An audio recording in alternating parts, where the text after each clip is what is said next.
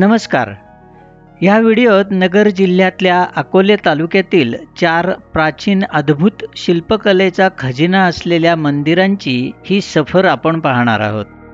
ही आहेत अमृतेश्वर मंदिर, सिद्धेश्वर मंदिर, गंगाधरेश्वर मंदिर आणि टहाकरीचं जगदंबा माता मंदिर. भारतीय संस्कृतीत नद्यांना मातृत्वाचं स्थान दिलं गेलंय आणि त्यांच्या उगमापाशी संबंधित एखादं मंदिरही उभारलेलं असतं. असंच एक सुंदर मंदिर रतनगडाच्या पायथ्याच्या रतनवाडीत असलेलं हे अमृतेश्वर महादेव मंदिर.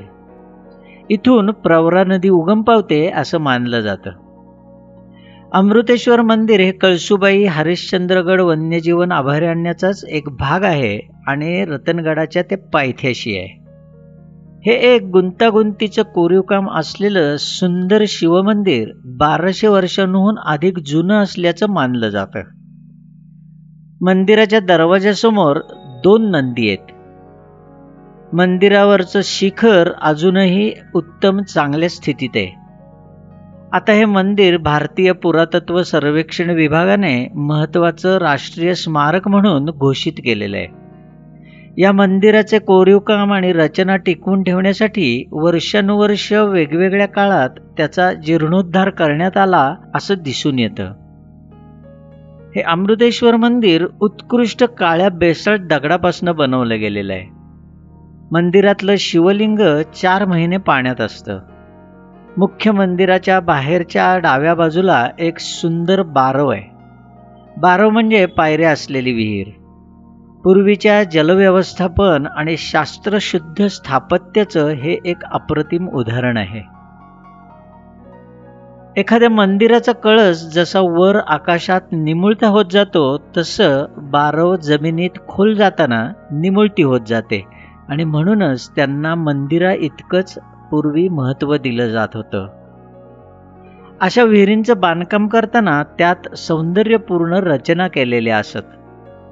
वर्षभर गावाला पाणी पुरवठा व्हावा अशा पद्धतीनंच त्याचं बांधकाम केलेलं असायचं आणि ह्या जलाशयाचं पावित्र्य टिकावं म्हणून तिथे काही नियमही केलेले असत.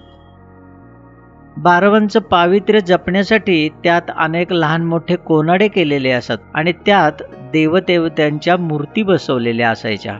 या कोनाड्यांना देवकोष्ठ म्हटलं जायचं. आता काळाच्या ओघात अशी मंदिरं, बारव आणि त्याच्या परिसराची भरपूर पडझड होत आली आहे. आपण जास्तीत जास्त प्रयत्न करून पुढच्या पिढीसाठी हा सौंदर्य ठेवा जपायला हवा.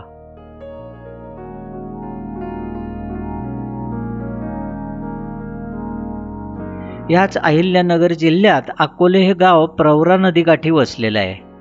हे तालुक्याचं ठिकाण असून तिथे मोठी बाजारपेठही आहे. या अकोले गावात अत्यंत सुंदर अशी 2 प्राचीन दगडी मंदिरं मुद्दाम जाऊन पाहावीत अशी आहेत. त्यातलं हे सिद्धेश्वर मंदिर. सिद्धेश्वर मंदिरापर्यंत गाडी जाते. हे सिद्धेश्वर मंदिर साधारणतः 13व्या शतकातलं असावं आणि ते 1780 पर्यंत मातीत गाडलं गेलं होतं असं सांगितलं जातं. मंदिराचा मुख्य मंडप, सभामंडप, अंतराल आणि गर्भगृह अशी या मंदिराची रचना आहे. मंदिराच्या दोन्ही बाजूला उघडे मंडप आहेत. दोन्ही बाजूंना दाराच्या चौकटीत आश्चर्यकारक अप्रतिम कोरीवकाम आहे. सध्या उभं असलेलं मंदिर स्थापत्यशास्त्राच्या दृष्टीने भक्कम असून बऱ्यापैकी मूळ स्वरूपात आहे. या मंदिराची रचना काहीशी रतनवाडीच्या अमृतेश्वर मंदिराशी मिळती जुळती असल्याचं दिसून येतं. या दोन्ही मंदिरांच्या गाभाऱ्याच्या दोन्ही बाजूनी प्रवेशद्वार आहेत. गुंतागुंतीच्या असंख्य कलाकृतींनी सजवलेले असे सुंदर खांब आणि खांबांच्या खालच्या भागात देवदेवतांच्या अनेक मूर्ती कोरलेल्या आहेत. बाहेरच्या भिंतींवरील कोनाड्यांमध्ये अनेक सुंदर प्रतिमा, नाजूक कोरीवकाम केलेले स्तंभ, विविध देवदेवतांची आणि यक्षांची शिल्प, काही पुराण प्रसंग असा सारा सुंदर खजिनाच कलाकारांनी आपल्या नजरेसमोर मांडून ठेवलेला आहे. या मंदिरात श्रावण महिन्यात उत्सव असतो. अनेक भक्त तिथे दर्शनासाठी येत असतात. प्रवरेच्या तीरावरचं हे ऐतिहासिक, पौराणिक आणि शिल्पकलेने समृद्ध असं मंदिर अकोले तालुक्याच्या वैभवात भर घालणार आहे. आपण मुद्दाम जाऊन पाहण्यासारखं ते आहे. सिद्धेश्वर मंदिर पाहिल्यानंतरच याच अकोले गावात जवळच असलेलं हे गंगाधरेश्वर मंदिर. गावातल्या एका अरुंद रस्त्याने गेल्यानंतर पेठेतल्या एका गल्लीत हे असं विशाल मंदिर आहे. पुण्यातल्या पोतनीस कुटुंबाच्या खाजगी मालकीचं असलेलं हे मंदिर साधारण इसवी सन 1782 मध्ये बांधलं गेलं असा उल्लेख मंदिरात दिसून येतो. या मंदिराच्या बांधकामात राजस्थानी वास्तुशैलीचा आणि कलाकारांचा प्रभाव दिसून येतो. मंदिर अतिशय सुबक आणि भव्य आहे. सभा मंडपातले जोडखांब आणि त्यांना जोडणाऱ्या वैशिष्ट्यपूर्ण जोडकमानींची रचना अद्वितीय आहे. याच्या बांधकामात चुना न वापरता लोखंडी पट्ट्यांचा वापर केलेला आहे. दोन्ही बाजूंच्या शिखरांवर शिवाच्या वेगवेगळ्या मुद्रा आहेत. आता काळाच्या खुणा मंदिर आणि परिसरावर दिसू लागल्या आहेत.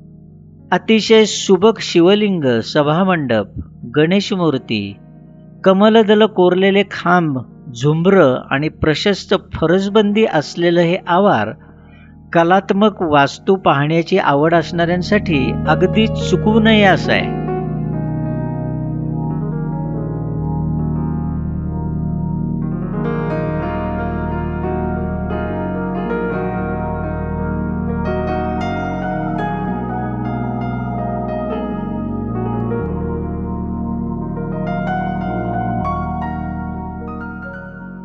हा अकोले तालुका निसर्गाने समृद्ध आहे. सह्याद्रीच्या घाटमाथ्याजवळ असल्याने हा प्रदेश पावसानेही समृद्ध आहे. अकोल्यापासून 26 किलोमीटर अंतरावर टहाकरी गावात असलेलं हे अप्रतिम कलाकृतीचा खजिना असलेलं हे जगदंबा माता मंदिर. हे भव्य मंदिर आढाळा नदीच्या काठावर वसलेलं आहे. इसवी सन 1880 मध्ये ब्रिटिश छायाचित्रकार हेनरी कझिन्स यांनी काढलेल्या या मंदिराच्या छायाचित्रात मंदिराचा मूळ कळस दिसतोय. मंदिराचे मूळचे तिन्ही कळस काळाच्या ओघात कोसळलेले असून त्या जागी आता असे सिमेंटचे कळस बांधले गेलेत.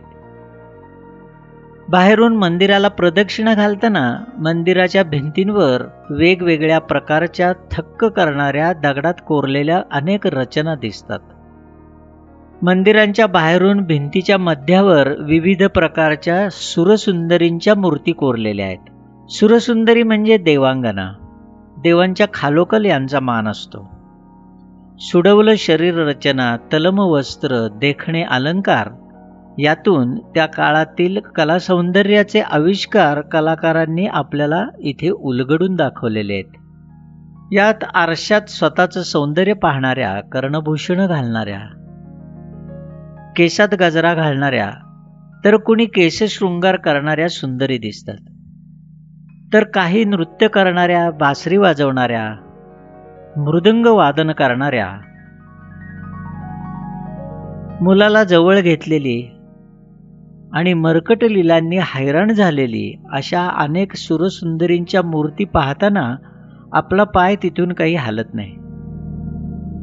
यातील एका सुंदरीच्या अंगावर तर आजच्या काळात दिसतो तसा गाऊन किंवा पाश्चात्य पद्धतीचा कोट असावा असा पेहराव दिसतो. विशेष म्हणजे हे सर्व दगडात कोरून उत्तम प्रकारे दाखवणं ही त्या शिल्पकारांची कमाल आपल्याला इथे पाहायला मिळते. गाभाऱ्याच्या मागच्या भिंतीवर कोनाड्यात चामुंडेची मूर्ती आहे. चामुंडा हे देवीचं क्रूर रूप आहे. हडकुळ शरीर, पोटावर विंचू, गुडघ्याखालच्या बाजूपर्यंत पसरलेल्या मुंडमाळा, दंडावर कवटी आणि ती डाव्या हाताच्या करंगळीचं नख काढत आहे असं दृश्य दाखवलेली ही मूर्ती म्हणजे भय प्रगट करणारी कमाल कलाकृती आहे. या मंदिराला 3 गाभारे आहेत. अतिशय सुंदर शिल्पकाम असलेल्या या मंदिराच्या 2 गर्भगृहांमध्ये महालक्ष्मी आणि महाकालीच्या सुंदर मूर्ती आहेत. मंदिराचा सभामंडप अनेक अलंकृत खांबांनी सजलेला आहे. प्रत्येक खांबावर अत्यंत सुंदर विविध प्रकारचं कोरीवकाम आणि भौमितिक आकृत्या कोरलेल्या आहेत.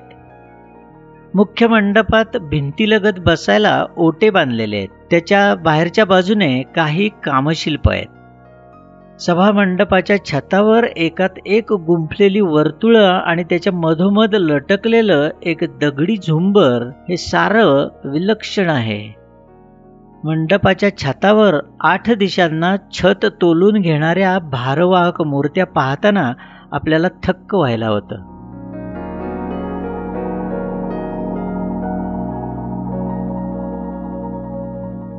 अनेक मंदिरांच्या गाभाऱ्याबाहेर गोमुख असतं, पण इथे मात्र मकरमुख किंवा ज्याला मकर प्रणाल म्हणतात असं कोरलेलं आहे. त्यावरील नक्षीकामही अप्रतिम आहे. महाराष्ट्रातल्या कानाकोपऱ्यात अनेक छोट्या गावांमधून अशी कलाकुसर केलेली प्राचीन मंदिरं आहेत. प्राचीन काळच्या व्यापारी मार्गावर बांधलेली ही मंदिरं आज आडबाजूला पडली आहेत. पूर्वीच्या व्यापारी मार्गांचं आणि घाटवाटांचं रक्षण करण्यासाठी जसे किल्ले बांधले जायचे, तसंच त्या काळच्या राजकर्त्यांनी या व्यापारी मार्गांवर मंदिरांचीही निर्मिती केली होती.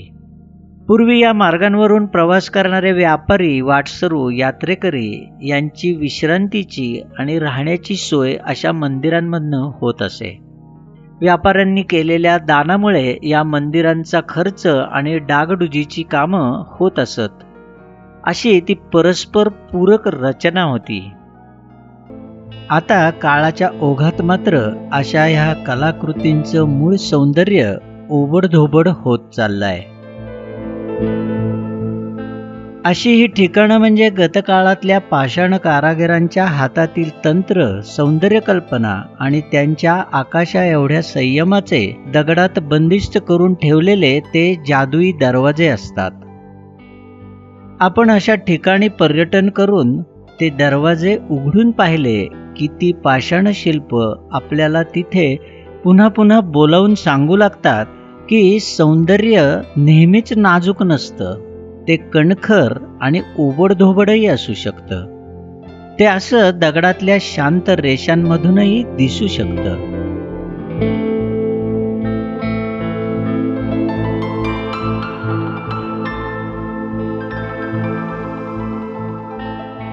व्हिडिओ शेअर करा, लाईक करा आणि माझ्या या चॅनलला सबस्क्राईब करा. धन्यवाद.